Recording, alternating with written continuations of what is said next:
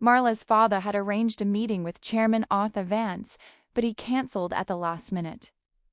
Instead of calling it off, her father sent one of his old colleagues in his place. Marla was furious. She couldn't understand why her father hadn't just cancelled altogether. She was far too busy to waste time networking with one of his retired friends. With irritation in her voice, Marla said, "Look, I'm only here because my father insisted. I'm the CEO of a top-tier firm. I really don't have time for this. Everything I've built came from my own drive and not my father's connections." The older man smiled politely and began to speak, but Marla's phone rang. She lifted a finger, signaling him to wait. Answering the call, she snapped, "I already told you the deal is not happening.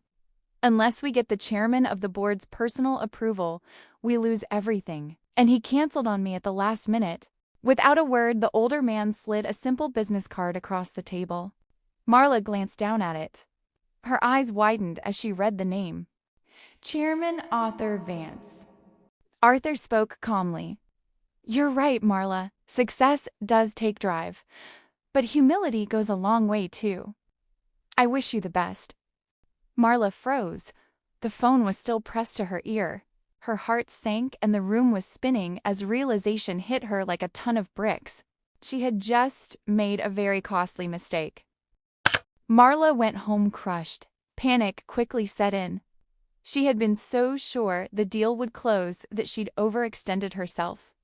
She recently purchased an expensive car and luxury apartment. Now she has bills she could no longer afford. She was so ashamed of herself. How was she going to face her father? That night, she cried herself to sleep. The next morning, conviction settled in. She saw how money and influence had changed her.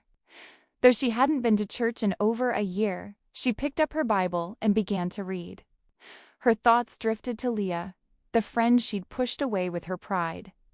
Leah had warned her to humble herself, but Marla thought it was jealousy. Now she knew better. Marla repented and prayed for forgiveness. She decided to return to church, quietly hoping Leah might be there because she owed her a real apology. Some time has passed, and Marla and Leah were inseparable again. And with her father's help, Marla got back on her feet, traded in her car, and chose a simpler life. She no longer walked in pride, but in humility. She smiled to herself. Lesson learned.